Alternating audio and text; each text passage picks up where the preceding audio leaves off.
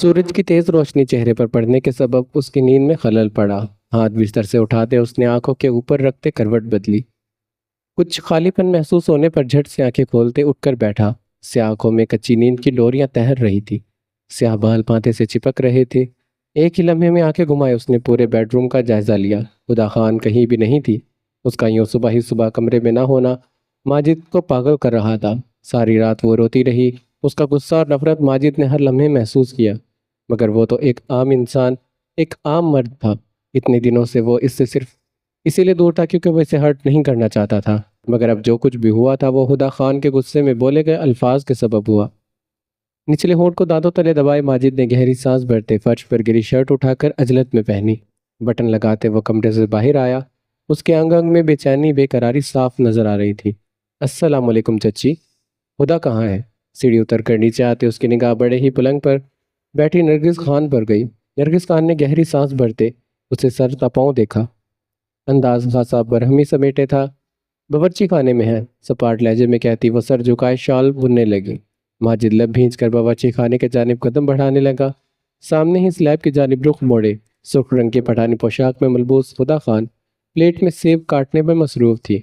उसकी बेतवज्जी पर अचानक बेदहानी के सबब छुरी उसकी शहादत की उंगली पर गहरा कट दे गई। हुदा सिसकते हुए अपनी खून आलूदा उंगली को दुपट्टे से लपेटने लगी। हुदा, ये क्या कर दिया तुमने? पागल लड़की, कितना खून बह गया है। ध्यान कहाँ है तुम्हारा? माजिद आंधी तूफान की तरह उसके करीब पहुंचा और उसके हाथ अपने हाथ में जकड़ते खून आलूदा उंगली को सहमी निगाहों से देखकर घबरा कर गोया हुआ। हसीन चेहरे पर एकदम से घबराहट और बेचैनी नमूदार हुई थी। हुदा खान की भीगी सुनहरी आंखें बेयकीनी से उठी। वो इसके बावर्ची खाने में यूं अचानक आ जाने पर हैरान थी। हाथ छोड़े मेरा, छोटा सा कट है, मैं देख लूंगी। नाजुक हथेली का दबाव इसके कशादा सीने पर बढ़ाकर वो दूसरा हाथ इसकी गिरफ्त से छुड़वाते सपाट लहजे में बोली। माजिद की शफाफ पेशानी पर ढेरों बल पड़े थे। आंखें छोटी की इसने बगौर पुष्ट पर बिखेरे इस भीगे सुनहरी बालों को देखा और फिर इसे दोबारा से सेब काटते देखकर वो जबड़ी भींच कर आगे बढ़ा। अब की बार बड़ी ही मजबूती से इसका पासू चकरा। तुम्हारे लिए ये चोट छोटी हो सकती है, मेरे लिए नहीं। चलो मेरे साथ। वो गहरे वो गहरी गर्म निगाहों से इस अप्सरा के बुत तखाशा हसीन चेहरे को देखते गंभीर लहजे में दो टोक अंदाज में बोला। हुदा खान के वजूद से उठती भीनी भीनी सी महक माजिद को मदहोश कर रही थी। वह इसकी खुशबू का एडिक्ट था। ये बात हुदा खान भी बखूबी जानती थी। रहने दे खान, ये झूठा दिखावा करके आप कुछ हासिल नहीं कर सकते। मेरी तवज्जो तो हरगिज भी नहीं। हुदा खान उसके लहजे की सर्द महरी महसूस करके भी अपनी जगह से नहीं हिली थी। उंगली से बहता खून अब सफ़ेद फर्श पर निशान बना रहा था। कई बूंदे लकीर की सूरत बहकर बाजू तक जा रही थी। मगर हुदा खान किसी बेहिस गुड़िया की तरह खड़ी थी। माजिद ने संजीदगी से इसके सर्द चेहरे को देखा। आउट। अंदर आती मुलाजमा को दांत पीसते देखकर वो दबे लहजे में फंकारा। मुलाजमा फौरन से बेशतर वहां से गायब हुई थी। माजिद ने अगले ही लम्हे इसे कमर से जकड़ते अपने नज़दीक खींचा, जो लब भींच कर सर्द निगाहों से उसको घूर रही थी। अच्छा, तो अब मेरी तवज्जो, मेरी फिक्र, सब कुछ तुम्हें झूठा लगने लगा है? माजिद ने बरहमी लहजे में पूछा। जो बात अलग थी कि हुदा खान की नज़दीकी से बुरी तरह से मुश्तैल कर रही थी। जज्बात मुंहजोर होते जा रहे थे। वो मोम की तरह इस लड़की के सामने पिघल जाया करता था। शायद मोहब्बत ने शिद्दत इख्तियार की थी, मगर जुनून ने नहीं। आप तो सर तपैर झूठे हैं। भला लगने की क्या बात है? रत जगह की सुर्खियां, इसकी सुनहरी कांच सी रोशन आंखें इस जालिम शख्स की आंखों में गाड़े वो बेलचक लहजे में कहती उसकी गिरफ्त से निकलते बावर्ची खाने से बाहर की जानिब बढ़ी थी। माजिद बुरी तरह से होंठ कुचलते बालों में हाथ चलाते उसके पीछे ही बावर्ची खाने से बाहर निकला था। उसे अंदाजा था कि वो इससे खफा होगी, मगर इस कदर खफा ये इसने हरगिज नहीं सोचा था। अजलत में सीढ़ियां अबूर करते वो अपने कमरे में दाखिल हुआ। हुदा खान वहां नहीं थी। अब की बार माजिद ने तैश के आलम में सामने मौजूद टेबल को जोरदार ठोकर रसीद की। सुर्ख चेहरे समेत जबड़े भींचते वो लंबे लंबे दांत भरते कमरे से बाहर निकला। सिर्फ कुछ ही मिनटों में वो लड़की इसे पागल कर गई थी। हुदा खान की नाराजगी से ज्यादा उसका खुद को इग्नोर करना उसको चुभ रहा था। बचपन से लेकर जवानी तक हर एक जगह हर एक मकाम पर उसे देखने वाली हजारों नजरें उठी थी। कोई इसे नजरअंदाज हरगिज नहीं कर पाता था। ये खासियत उसे खुदा की जानिब से उसकी शख्सियत के वकार में मिली थी। मगर आज एक छोटी सी लड़की जो उसके निकाह में थी, उसकी बीवी होते हुए भी वो उसको यूं इग्नोर कर रही थी। माजिद खान का तड़पना तो जायज़ था, دھاڑ سے دروازہ کھولتے وہ زرار پاشا کے کمرے میں داخل ہوا۔ توقع کے عین مطابق وہ بیڈ پر اپنے بھائی کے سامنے بیٹھی آنسو سے رو رہی تھی۔ زرار پاشا متفکر سا بیٹھا اس کی کٹی انگلی پر پٹی باندھ رہا تھا۔ چہرے سے صاف ظاہر تھا کہ بہن کو ملی تکلیف اسے زیادہ ہرٹ کر رہی تھی۔ بس میری گڑیا، ہو گیا بس، یوں مت رو میری جان۔ زرار پاشا خان کے محبت بھرے الفاظ پر وہ لب لہجے زرار پاشا خان کے محبت بھرے انداز اور لب لہجے نے ماجد کے انگر آگ کا لاوا سا انڈیل دیا تھا۔ وہ پہلے بھی یوں ہی اپنی بہن سے لاڈ کرتا تھا، اس کے ناز نخرے اٹھاتا تھا، مگر پہلے تو کبھی ماجد کو اس شخص سے حسد محسوس نہیں ہوا تھا۔ مگر آج اس کے ہاتھ میں موجود اپنی خدا کا ہاتھ، اس کے لبوں سے نکلا ایک ایک فکر بھرا لفظ ماجد کو جلتی ہوئی بھٹی پر گھسیٹ گیا تھا۔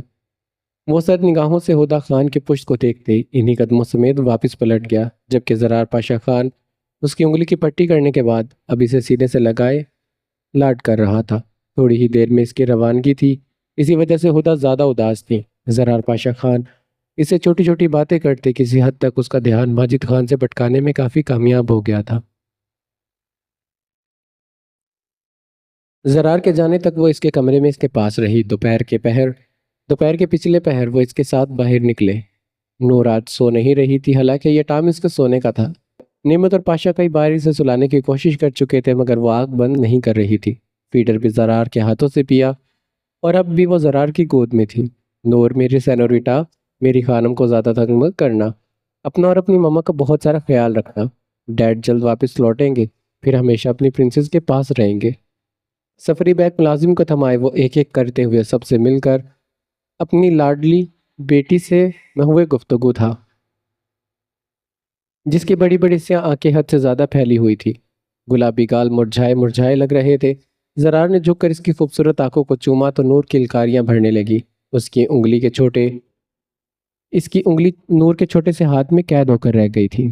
وہ سرخ چہرے سمیت نور آئینہ کو دیکھتے بڑے ہی ضبط سے اپنی انگلی اس چھوٹی سی جان سے آزاد کروانے لگا، جس نے جانے کس احساس کے تحت اسے اتنی مضبوطی سے جکڑا ہوا تھا کہ نعمت کب سے اپنی آنکھیں دوپٹے سے رگڑ رہی تھی۔ یہ بات الگ تھی کہ وہ رو نہیں رہی تھی۔ زرار کا اب دل بند ہوتا محسوس ہو رہا تھا۔ محمل قریشی اس کی محبت تھی، اس کا پہلا عشق تھا۔ اس کی دوری کو خدا نے نعمت کے صدقے پورا کر دیا، مگر نور آئینہ سے دور جانا، آج اسے احساس ہو رہا تھا کہ شوہر ہونے سے زیادہ مشکل ہے ایک باپ ہونا، بیٹا ہونے سے زیادہ مشکل ہے ایک بیٹی کا باپ بننا۔ اپنی دھندلائی شہد رنگا کے میچتے ہوئے اس نے نرمی سے نور آئینہ کو سینے سے لگاتے عجلت بھرے انداز میں نعمت کی گود میں ڈالا۔ سن گلاسز لگاتے اپنی آنکھوں پر وہ مسکرایا تھا۔ سب کو الوداع کہتے وہ گاڑی کی سمت بڑھا۔ گاڑی حویلی کی حدود سے باہر نکلی تو اس نے چشمہ آنکھوں سے اتارتے اپنی بھیگی آنکھیں بازو سے رگڑی تھی۔ اس وقت کوئی بھی اسے دیکھتا تو یقین نہیں کر پاتا کہ وہ ایک فوجی ایک خان ہوتے ہوئے بھی اپنی سوتیلی بیٹی کے لیے رو رہا تھا۔ نچلے ہونٹ کو دانتوں تلے کو چلتے اس نے انگلی سے موبائل فون کی اسکرین آن کی۔ نور آئینہ کی خوبصورت تصویر اسکرین پر جگمگا رہی تھی۔ میں جلدی لوٹوں گا میری جان۔ موبائل فون کی اسکرین کو ہونٹوں سے لگاتے وہ زیر لب بڑبڑاتے موبائل فون آف کرتے ہوئے ڈیش بورڈ پر پٹک گیا تھا۔ آگے کا سفر یقیناً کافی مشکل تھا۔ آغا جان، کیا میں اندر آ سکتی ہوں؟ سمینہ شاہ کی پکار پر آباد شاہ اور آغا جان نے گردنیں موڑ کر انہیں دیکھا تھا۔ آ جاؤ بہو۔ یعنی تاثرات سمیت وہ سنجیدگی سے گویا ہوئے تو چاروں ناچار اپنی چادر درست کرتے ان کے کمرے میں داخل ہوئی۔ کوئی ضروری بات تھی؟ آباد شاہ نے بڑے ہی غیر محسوس انداز میں اپنی بیوی کو دیکھا۔ سمینہ شاہ کا یہاں ہونا یقیناً دال میں کچھ کالا تھا۔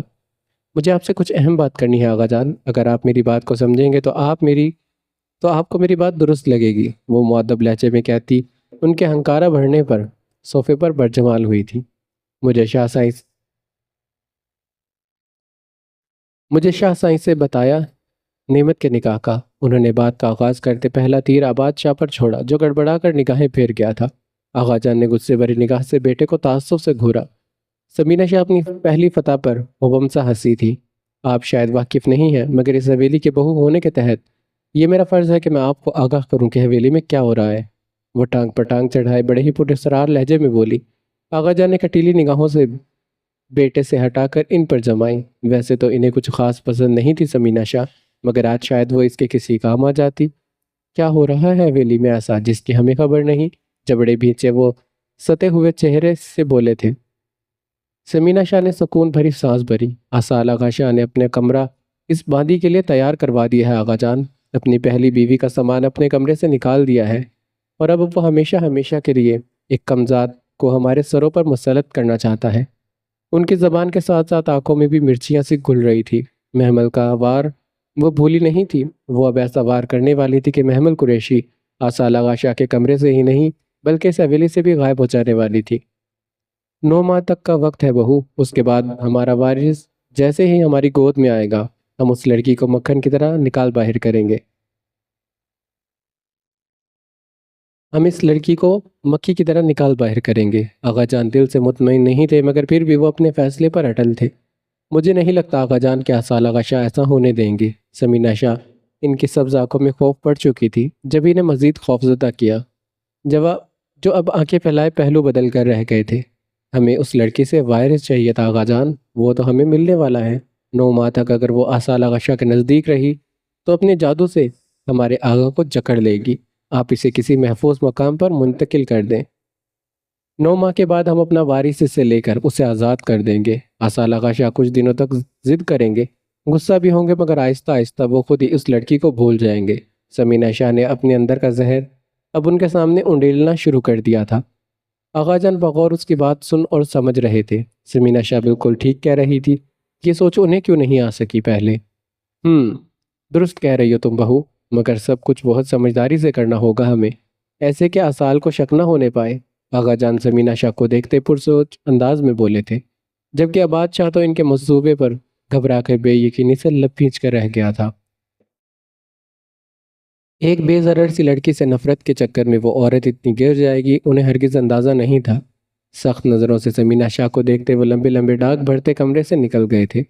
اس کی فکر مت کرو، ہماری اجازت کے بغیر یہ کچھ نہیں کر سکتا۔ تم بس کچھ دنوں تک آصال آغا شاہ اور اس لڑکی پر نظر رکھو، موقع ملتے ہی ہم اس لڑکی کو اٹھوا لیں گے۔ مجھے قطاؤ دیتے وہ شفقت سے مسکرائے۔ جی ضرور، سمینہ شاہ مسکرا کر کہتی گہری سانس بھرتے کمرے سے باہر نکل آئی۔ سائیں بس کر دے، اتنا کچھ تو خرید لیا ہے۔ اپنے ہاتھ میں موجود آصال آغا شاہ کے ہاتھ پر دباؤ بڑھاتے محمل نے بے یقینی سے اپنا دوسرا ہاتھ اس کے بازو پر رکھتے من منا کر کہا۔ تیز تیز قدم اٹھاتے آصال آغا شاہ نے گردن جھکا کر مسکراتی نگاہوں سے اس کو دیکھا۔ وہ جب سے شاپنگ مال میں داخل ہوئے تھے محمل اسے بار بار یوں ہی ٹوک رہی تھی۔ ابھی نہیں سائیں کی جان، کچھ ڈریسز لیتے ہیں، اس کے بعد کاسمیٹک کا سامان، پھر چلیں گے۔ آصال نے مسکراتی نگاہوں سے اس کے دلنشین روپ کو نظروں میں قید کرتے گمبھیر لہجے میں کہا، اور ڈریسز؟ اور ڈریسز؟ اتنے سارے تو لے لیے ہیں نا؟ گہری نیلی آنکھیں پھیلائے وہ حیرت سے آصال کو دیکھ کر بڑبڑائی تھی۔ کہاں اتنے زیادہ، یہ تو عام سے ڈریسز ہیں گھر پہننے کے لیے۔ تم ایک سردار کی بیوی ہو، تمہیں یہ معمولی کپڑے زیب نہیں دیتے۔ مدم مگر سنجیدہ لہجے میں کہتے وہ سامنے ایک مورت پر موجود ڈریس کو بغور دیکھنے لگا۔ محمل اب تک حیرت سے اس کوبرو شخص کو دیکھ رہی تھی۔ ہاسپٹل سے آنے کے بعد سے وہ اس کے لیے ڈھیروں شاپنگ کر چکا تھا۔ محمل یک ٹک اس کو دیکھ رہی تھی۔ ایسے مت دیکھا کرو سائکی جان، یہ دل دھڑکنا بھول جاتا ہے۔ وہ نہیں جانتی تھی اس کو دیکھنے کو کب آصال آغا شاہ نے نوٹ کیا، مگر اب اس کے الفاظ، اس کی کشش آنکھوں میں امٹتے نرم گرم جذبات پر وہ سرخ چہرے سمیت سر جھکا گئی تھی۔ آصال کے لبوں پر خوبصورت مسکراہٹ رقصاں تھی۔ محمل قریشی کا چند دنوں کا ساتھ اسے زندگی کی جانب لوٹا رہا تھا۔ آصال اس کا ہاتھ تھامے چینجنگ روم تک لے کر گیا۔ فریش بلو کلر کی خوبصورت میکسی اسے تھماتے وہ زبردستی اسے چینجنگ روم میں بھیج گیا تھا۔ تھوڑی ہی دیر میں محمل قریشی اس کے سامنے تھی۔ وہ نیلی آنکھوں والی پرستان کی پری سا حسن رکھنے والی شہزادی جس کی نیلی آنکھیں اپنے آپ میں حسن کا ایک الگ داستان تھی۔ اس خوبصورت رنگ میں محمل قریشی کا کندن سراپا کسی گلاب کے پھول کی طرح مہک رہا تھا۔ آصال نے بمشکل سے اپنی نگاہیں اس پر سے ہٹائی جو خود شرمائی لجائی سی سمٹی ہوئی سی کھڑی تھی۔ چینج کراؤ محمل، اس سے پہلے کہ تمہیں میری ہی نظر لگ جائے۔ اپنی گھنی بیئرڈ میں ہاتھ پھیرتے وہ خمار آلودہ لہجے میں نظریں جھکا کر بولا۔ محمل فوراً سے بھاگ کر دھڑکتے دل سے چینجنگ روم میں بند ہوئی تھی۔ چلیں، دوپٹہ سلیقے سے سر پر سیٹ کیے وہ اس کے نزدیک آئی۔ اس کا ہاتھ آصال آغا شاہ کے ہاتھ میں تھا۔ کئی نگاہیں بڑے ہی رشک سے ان دونوں کو سراہ رہی تھی۔ کاؤنٹر پر رکتے آصال آغا شاہ نے سارے شاپنگ بیگ سامنے رکھے۔ جو جو کچھ لینا ہے جلدی لے لو، تھوڑی دیر میں تم دونوں کی فلائٹ ہے۔ موبائل فون پر ٹائپنگ کرتے شایان شاہ نے اپنے ساتھ آئے معز اور جبار کو حکم دیا اور خود موبائل پر فون آتی کال کو اٹینڈ کرتے وہ ایک کونے میں جا کھڑا ہوا۔ وہاں اس طرح وہاں اس طرف چلتے ہیں، جبار اور معز کو ساتھ گھسیٹتے سنجیدگی سے بولا۔ آصالہ کا شاہ کسی بھی وقت ہم تک پہنچ جائے گا، اس سے پہلے کہ اسے ہماری خبر ملے ہمیں جلد از جلد یہاں سے بھاگنا ہوگا۔ معز سپاٹ نگاہوں سے جبار کو دیکھتے مدم مگر سرگوشی نما آواز میں سنجیدگی سے بولا، ہاں وہ سب تو ٹھیک ہے مگر کچھ خریداری تو کر لو یار۔ جبار نے الجھن زدہ نگاہوں سے اس کو دیکھتے کہا، جس پر وہ لب بھینچ کر مڑا۔ ماتھے پر ڈھیروں بل سمیٹے اس نے چونک کر کاؤنٹر کے قریب کھڑی لڑکی کو دیکھا۔ جبار وہ دیکھ، یہ وہی لڑکی ہے نا جو اس رات ہمیں سڑک پر ملی تھی، جس کے لیے اس اصالہ کا شاہ نے آفتاب کو قتل کیا تھا۔ معز بے چینی بھرے انداز میں محمل قریشی کو دیکھتے پھنکارا تھا۔ آفتاب خان کی موت ان دونوں کو بھلائے نہیں بھول رہی تھی۔ مگر یہ یہاں کیسے؟ وہ کرنگت لیے جبار نے گھبرا کر محمل کو دیکھا۔ اسی لمحے آصالہ کا شاہ پیسے دے کر مڑا تھا۔ معز، یہ تو آصالہ کا شاہ ہے، یہ لڑکی اس کے ساتھ؟ جبار زیر لب بڑبڑایا۔ اسی لمحے شایان شاہ چلتا ہوا ان تک آیا۔ کیا ہوا ہے تم دونوں کو؟ اتنے گھبرائے ہوئے کیوں ہو؟ ماتھے پر بل سمیٹے وہ ان دونوں کو دیکھتے حیرت سے پوچھنے لگا۔ لالا، یہ وہی لڑکی ہے جو اس رات آفتاب خان کو سڑک پر ملی تھی۔ اسی لڑکی کے لیے آصالہ کا شاہ نے ہمارے آفتاب خان کو قتل کیا ہے۔ معز سرد نگاہوں سے ان دونوں کو گھورتے سپاٹ لہجے میں بولا۔ شایان شاہ نے قہر بار نگاہوں سمیت مٹھیاں بھیج کر آصال آغا شاہ اور اس کے ہم قدم محمل قریشی کو دیکھا۔ نفرت آمیز نگاہ ان دونوں پر ڈالے وہ پھنکارتے ہوئے آگے بڑھنے لگا، مگر جبار اور معز نے ہڑبڑا کر اسے تھاما تھا۔ لالا صبر کرے، ہمیں پہلے یہ پتہ کرنا چاہیے کہ یہ لڑکی کیا لگتی ہے آصال آغا شاہ کی، نفرت سے لب بھینچ کر کہتے ان دونوں نے بڑی ہی مشکل سے اس کو قابو کیا تھا۔ آصال آغا شاہ اس بار تمہیں میں ہرگز نہیں چھوڑنے والا، اس لڑکی کی وجہ سے تو نے میرے بھائی کو مارا، اب دیکھ میں کیسے اس لڑکی کو تجھ سے چھینتا ہوں، بس تو دیکھتا جا میں کیا کرتا ہوں۔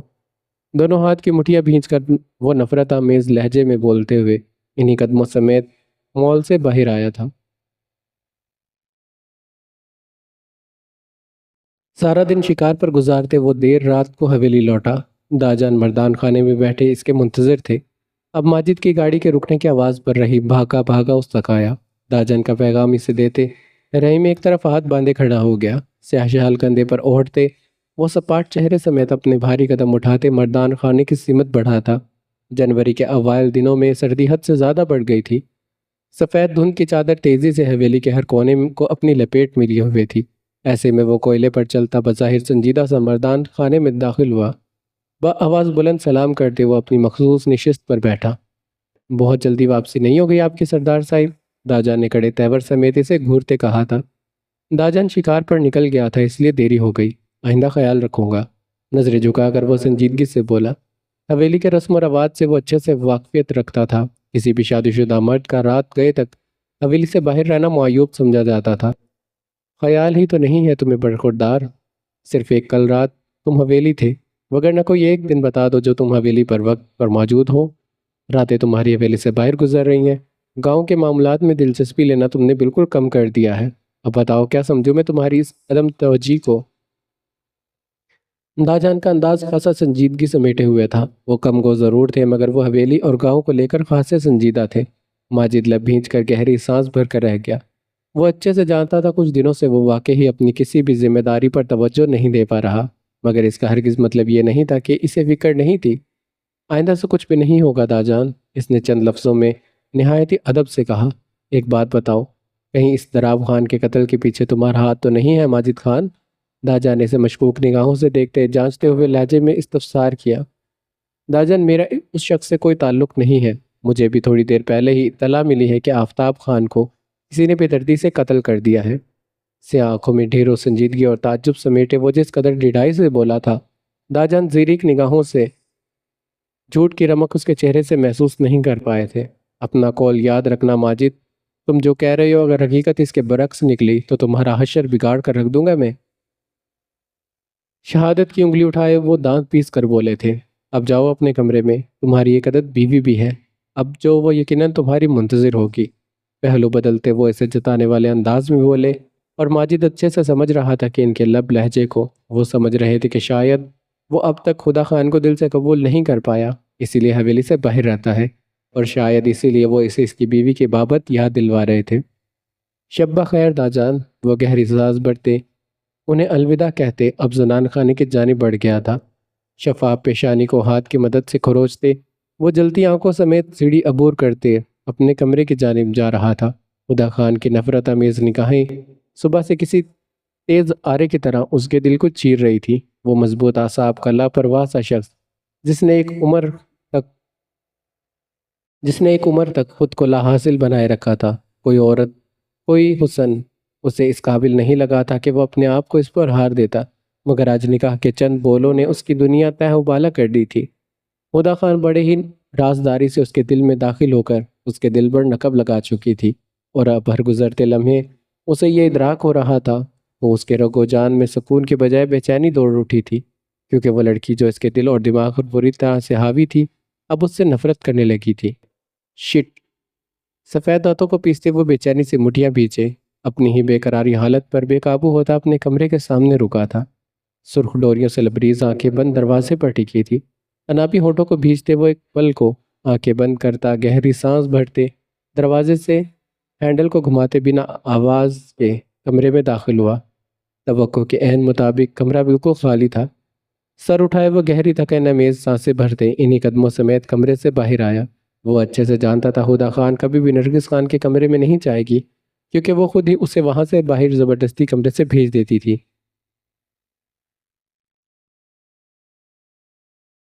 اسی لیے اب اس کا رخ خدا خان کے کمرے کی جانب تھا۔ دروازہ نوک کیے بغیر اس نے 2 سے 3 بار مخصوص انداز میں دروازے کے ہینڈل کو گھمایا۔ دروازہ چرر کی آواز کے ساتھ کھلتا چلا گیا۔ کون ہے؟ خدا خان کی خوفزدہ سی آواز پر ماجد نے سختی سے لب بھینچے بھاری قدم اٹھاتے وہ اندر داخل ہوا۔ کون ہو سکتا ہے تمہارے خان کے علاوہ میری جان؟ بھاری قدم اس کی جانب بڑھاتے وہ سنجیدگی سے بولا۔ اس کے انداز پر ہدا خان نے دانت بھیج ڈالے تھے۔ چلو کمرے میں ہدا، میں تمہیں لینے آیا ہوں۔ وہ اس کے روبرو ہوا اور لیمپ کی مدھم روشنی میں ہدا خان کا چاندی سا وجود دمک رہا تھا۔ بھیگی بھیگی سنہری آنکھیں سرخ ہو رہی تھی، چھوٹی سی تیکھی ناک، سرخ گال اور سراپا حسن بنی اپنی معصومیت سے اس کا دل بری طرح سے دھڑکا گئی تھی۔ میں اپنے کمرے میں ہی ہوں خان، اس کمرے میں ہرگز نہیں جاؤں گی جہاں میری نہیں صرف میرے وجود کی ضرورت ہے۔ اس کی سیاہ آنکھوں میں دیکھتے وہ سنجیدگی سے بولی، اور اس کے الفاظ کسی زہریلے بچھو کی مانند چبھے تھے ماجد کو۔ وہ ایک ہی جذب میں اس تک پہنچا، دونوں کندھوں سے جکڑتے وہ اس کے قریب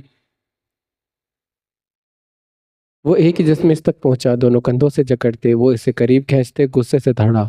ہاؤ ڈیر یو ہدا خان! کیا بکواس کی جا رہی ہو تم؟ مطلب بھی جانتے ہو اپنی بکواس کا؟ وہ تیش کے عالم میں بپر اٹھا تھا۔ غم اور غصے سے اس کا برا حال تھا، پورا وجود آگ کی بھٹی میں جھلسنے لگا۔ اس کی ظالمانہ گرفت پر ہدا خان کی آنکھیں بے اختیار نم ہوئی تھی۔ اچھے سے جانتی ہوں سب کچھ، جو بھی میں کہہ رہی ہوں بالکل درست کہہ رہی ہوں۔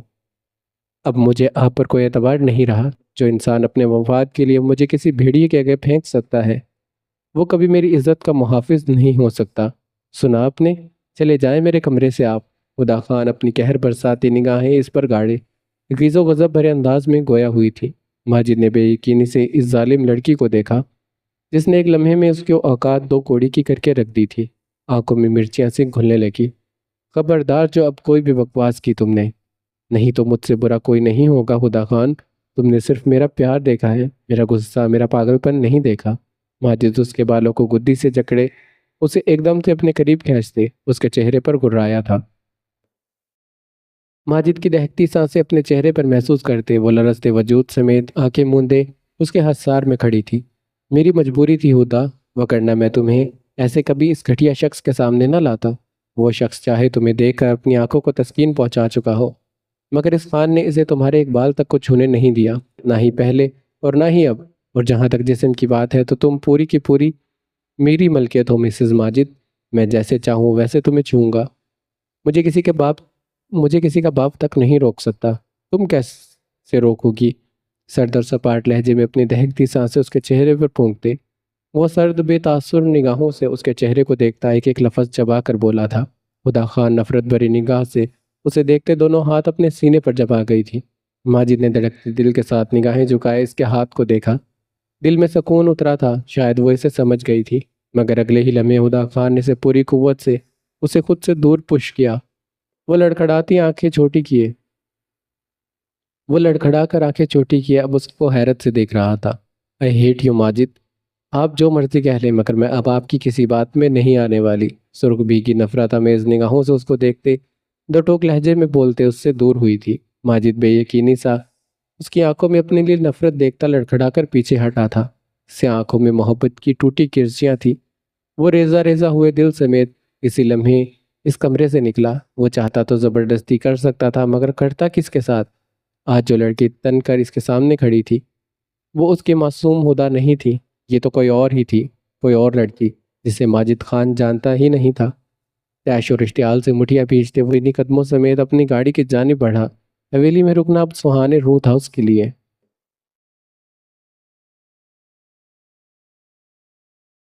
تم فریش ہو جاؤ پھر کھانا کھاتے ہیں۔ بیڈ پر پڑے شاپنگ بیگ میں سے ایک ڈریس نکالتے آصال نے محمل کو تھماتے ہوئے سنجیدگی سے کہا۔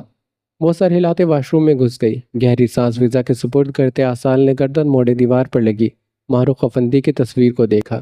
سیاہ رنگ کے ڈریس پر کاندھوں پر سلور رنگ کی شال اوڑھے، وہ لبوں پر خوبصورت مسکراہٹ سجائے، سادگی میں بھی آصال آغا شاہ کے دل کی دھڑکنیں منتشر کر گئی تھی۔ سرمئی آنکھوں میں آج بھی آصال کو اپنا آپ ڈوبتا محسوس ہوا تھا۔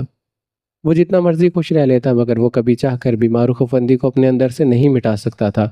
کبھی سوچا نہیں تھا رخ ایسا بھی دن آئے گا جب مجھے یوں تمہاری ہر یاد کو خود سے الگ کرنا پڑے گا۔ اپنی پرکشش آنکھیں ان سرمئی پر رونق آنکھوں میں گاڑے وہ ایک تصویر سے محو گفتگو تھا۔ وہ کہتے ہیں نا انسان جیسا سوچتا ہے اس کے برعکس ہوتا ہے۔ محمل میری بیوی ہے اب، میں تمہیں اس کمرے میں اس دل میں بسا کر کبھی اس سے خوش نہیں رکھ میں تمہیں کبھی اس کمرے میں اس دل میں بسا کر کبھی اسے خوش نہیں رکھ سکوں گا۔ اب کی بار نظریں جھکا کر اپنے جرم کا اعتراف کیا۔ بے چینی حد سے سوا تھی۔ تم اس دل میں ہمیشہ رہو گی رخ، مگر اس کمرے پر اب محمل کا حق ہے۔ میں کبھی نہیں چاہوں گا کہ میری روح کسی کے لیے تکلیف کا باعث بنے۔ زب سے سرخ چہرہ لیے وہ مشکل ہی بولا تھا۔ ایک کونے میں پڑی کرسی اٹھائے وہ دیوار تک آیا۔ کرسی پر کھڑے ہوتے اس نے بڑی ہی مشکل سے وہ تصویر وہاں سے اتاری۔ کرسی سے نیچے اترتے وہ میز کی جانب بڑھا اور معروف کی تصویر ٹیبل سے اٹھاتے وہ عجلت بھرے انداز میں کمرے سے نکل گیا تھا۔ محمل شاور لے کر نکلی تو آصال آغا شاہ کہیں بھی نہیں تھا۔ نیلی خوبصورت آنکھیں پانی کی تہہ سی جمی تھی۔ سنہری کمر سے نیچے تک جاتے بالوں کو اس نے ہاتھ کی مدد سے آگے کی جانب پھینکا اور اب ٹاول سے بال کو خشک کرنے لگی۔ اس وقت اس کی ساری توجہ سمینہ شاہ، خدیجہ اور سیما پوفندی پر تھی۔ نفیسہ شاہ جتنا مرضی سے نفرت کرتی تھی مگر وہ اتنا جان چکی تھی وہ اسے ضرر نہیں پہنچائیں گی۔ گہری سانس بھرتے وہ آگے کا لاہیا عمل سوچنے لگی جب اچانک سے دروازہ کھولتے آصال آغا شاہ کمرے میں داخل ہوا۔ محمل نے شیشے سے آنکھیں اٹھا کر اس کو دیکھا۔ دوپٹہ اچھے سے کندھے پر اوڑھتے وہ اب جلدی جلدی ہاتھ چلاتے اپنے بالوں کو خشک کرنے لگی۔ آصال نے سر تپاؤں اس کا بغور جائزہ لیا۔ سکن کلر کے شلوار قمیض میں اس کا دراز قد کافی واضح ہو رہا تھا۔ سرخ اور سفید رنگت پر یہ رنگ جچ رہا تھا۔ ماتھے پر بل سمیٹے وہ تیزی سے آگے بڑھا۔ محمل شیشے سے اسے اپنی جانب آتے دیکھ کر گھبرائی تھی، نظریں خود بخود جھکی۔ پاؤں دیکھو اپنی، سویلنگ ہو رہی ہے، تم کھڑی کیوں ہو؟ بیٹھو۔ اسے شانوں سے جکڑتے وہ متفکرانہ لہجے میں بولا تو محمل نے حیرت سے اس کو دیکھا۔ اس پرکشش آنکھیں، خمدار گھنی بھویں جو بری طرح سے محمل کا دھیان کھینچتی تھی۔ محمل اسے دیکھتی ہی رہ گئی۔ وہ تو سمجھی تھی شاید وہ اسے چھونے کے لیے قریب آ رہا ہے، مگر اب اپنی سوچ پر اسے شرمندگی اور ہنسی دونوں ہی بیک وقت آئی تھی۔ کیا ہوا؟ اسے ہنستے دیکھ کر آصال نے آنکھیں چھوٹی کیے اس کو دیکھا اور محمل پہ ساختہ ہی سر نفی میں ہلا گئی۔ اچھا ادھر دو ٹاول، میں خشک کرتا ہوں بال۔ آستین نے فولڈ کرتا وہ عام سے لہجے میں بولتا اسے شدت سے چونکنے پر مجبور کر گیا تھا۔ محمل حیرت سے اس کو دیکھ رہی تھی۔ وہ شخص اسے ہر بار اپنے عمل سے متاثر کر دیتا تھا۔ آصال اس کے کھلے ہوئے منہ کو دیکھتا ہلکا سا مسکرایا۔ ٹاول اس کے ہاتھ سے لیتے وہ اب نرمی سے اس کے بال خشک کرنے لگا۔ سائیں رہنے دیں آپ، میں کر لوں گی۔ وہ گھبرائی ہوئی سی خود کو سمیٹ کر بولی۔ سائیں کی جان، تھوڑا ثواب مجھے بھی کما لینے دو، کیا پتہ جنت میں ایک دو حور ایکسٹرا مل جائیں۔ اس کے کندن سراپے کو نرم نگاہوں سے دل میں بساتے آصال نے شریر لہجے میں لب دباتے کہا۔ اس کی توقع کے عین مطابق محمل سر اٹھائے اپنی بڑی بڑی آنکھیں پھیلائے اس کو حیرت سے گھورنے لگی۔ ہورے؟ آپ کو ہورے کیوں چاہیے؟ وہ اپنی جلن چاہ کر بھی نہیں چھپا پائی تھی۔ خوبصورت چہرے کے بدلتے رنگ آصال کو مزہ دے گئے تھے۔ ہورے کیوں چاہیے ہوتی ہیں ایک مرد کو؟ ظاہر سی بات ہے، خدمت کروانے کے لیے، سکون حاصل کرنے کے لیے۔ وہ بظاہر سنجیدگی سے بول رہا تھا مگر محمل کے چہرے کی پھیکی رنگت دیکھ کر وہ لب دانتوں تلے دبا گیا تھا۔